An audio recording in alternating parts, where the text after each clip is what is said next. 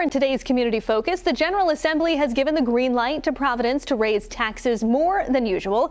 So joining me now to talk about how that will impact your wallet and much more, Providence Mayor Brett Smiley, thanks for being here. Happy to be here. So we've talked about the budget a lot and the increase of the tax levy, but there was sort of a compromise reached between you and the City Council. So can you just summarize for me how this is going to impact taxpayers, and are you satisfied with the compromise? Yeah, every good budget is a compromise, and we reached one. And so the total tax levy, which is the amount of taxes the city collects, is only going to go up 5.85%.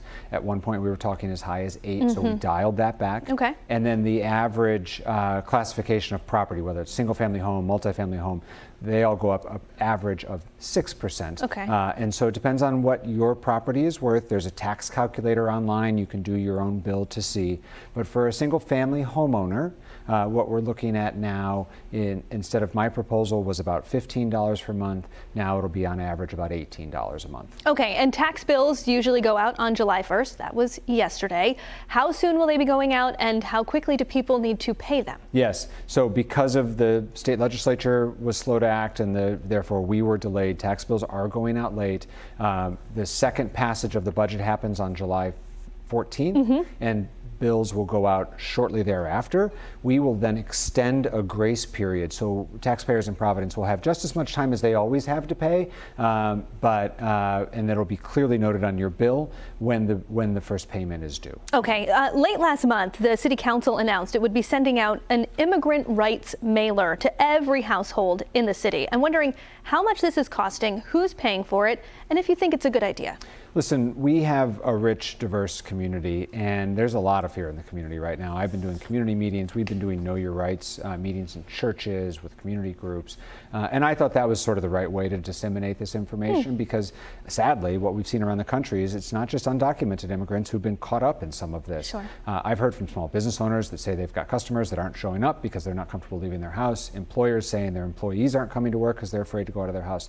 So I do think the intention is right. I don't know how much it's going to cost. This is a City Council initiative. You're going to have to ask them. And I don't know that a citywide mailer is maybe the most cost-effective way to go about communicating this information. But I agree with them that we should be informing all of our residents about what to do in the event of ICE activity and how to protect against what we've seen time and time again around the country of either naturalized or otherwise legal residents being ensnared in ICE activity. So it's the right thing to do. How would you have done it? I think continuing to work through church groups, community groups, they're the trusted messengers because there's a lot of suspicion about government in general right now, and so I don't know that one mailing is going to make a difference. But someone's pastor, someone who they worked with at a trusted agency like Dorcas, they know and trust those folks, and I think they're the right folks to be disseminating this information. Camp Cronin, something we've talked about before. Providence owns this site. It's in Narragansett, right on the water, a beautiful picturesque spot. It used to be open to the public, no longer. We've talked about, you were looking for RFPs to revitalize it and reopen it, but now there are some rumblings about maybe the city will sell it. What's the status? Yeah, a little bit to my surprise, the City Council said, maybe we should sell this as opposed to, I was moving forward with a plan to rent it out to a partner. We'd make some money, we'd preserve access. Council wants to explore a sale. I'm very open to that. It was not something that was ever on the table in the past. And in fact, it was generally the City Council that had said no to this. So it was a bit of a change of pace for them.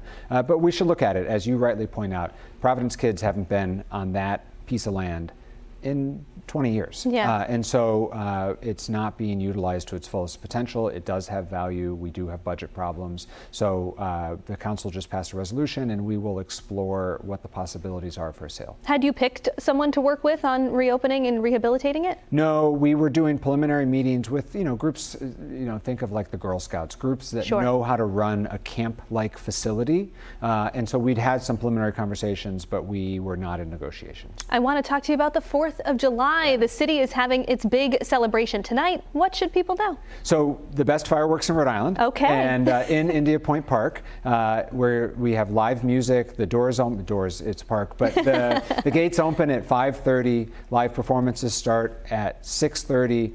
Main act, which is an incredibly talented musician called Big Lux, who's performed in the past, he starts at 6:30, Okay. And fireworks will begin about 8:45 when it's good and thoroughly dark. And so it's a great celebration, free, open to the public, great music, food trucks, totally safe. We've got a robust public safety plan. We hope everyone comes down and enjoys. Really sort of feels like this year we're kicking off the 4th of July weekend on behalf of the state. And Katie says that the rain should not be an issue for Providence. So that is good news. I heard that. I've taken that as a firm promise. And the people of Providence and anybody else is welcome to come enjoy really wonderful fireworks and celebrate our nation's independence. Providence Mayor Brett Smiley, thanks so much for being here. Thank you.